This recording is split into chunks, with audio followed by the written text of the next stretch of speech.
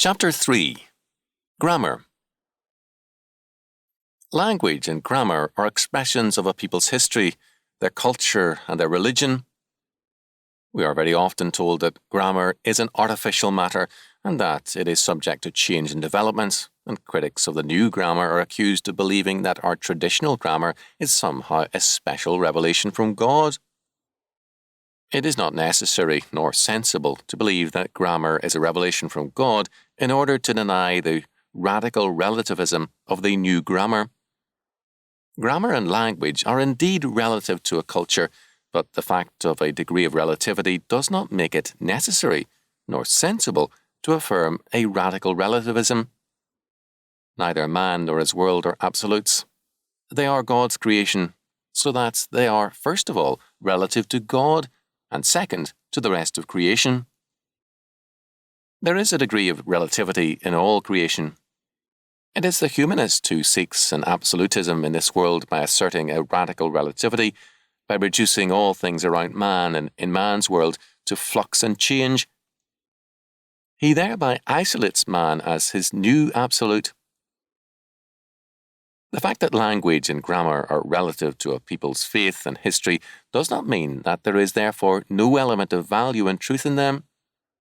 Instead, we need then to say that a people's language and grammar, being a product of their history and faith, the kind of religion a people have will profoundly affect in time their language and grammar.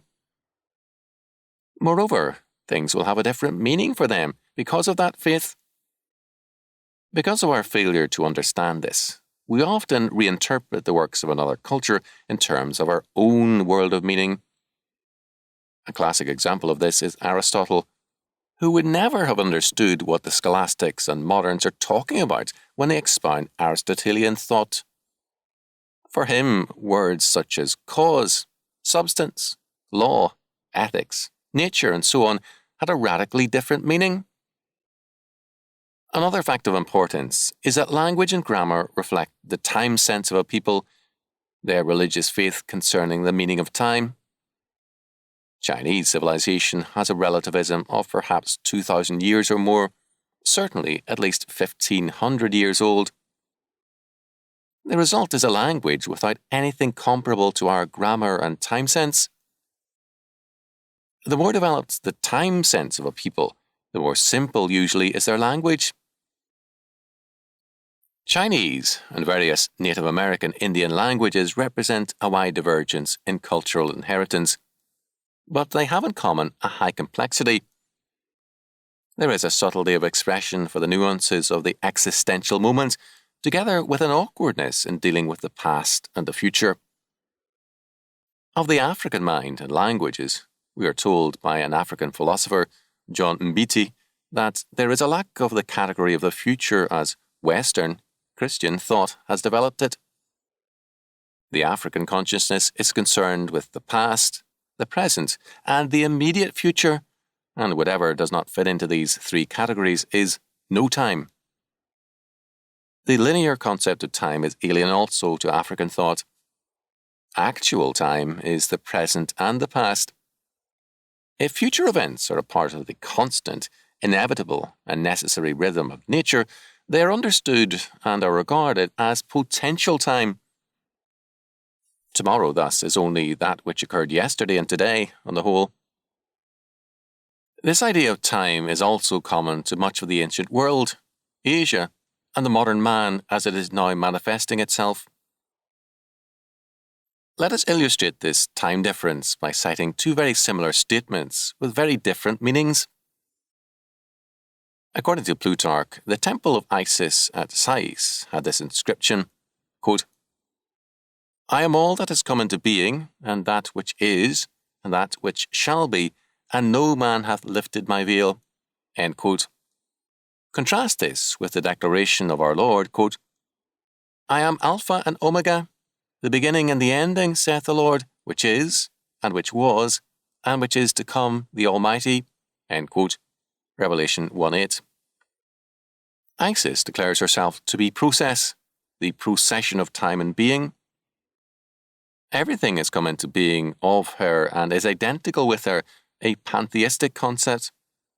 She herself is past and present and all that was and is. There is, however, no knowledge of the future. It is veiled and beyond knowing. Isis of tomorrow neither sees nor is seen. Thus, we have here a world of chance, not of predestination. By contrast, Jesus Christ, the Almighty God, declares himself to be the Eternal One, who is the Creator of all things and the only source of the meaning of all things, their Alpha and Omega.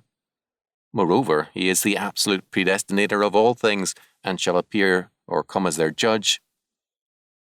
The two quote-unquote similar statements are thus a world apart. Christ's statement has reshaped Western languages and grammars, and through Bible translation is reshaping the languages of people all over the world. Bible translating is an exacting task because it involves, in effect, the reworking of a language in order to make it carry the meaning of the Bible. This means a new view of the world, of God, time, and language. I was told once by a missionary that a native convert, having a Wycliffe Bible translation of portions of Scripture, declared, "We speak a new tongue now." All our Western languages manifest clearly the marks of biblical faith and translation. They have been made more and more relative to biblical categories of thought and meaning.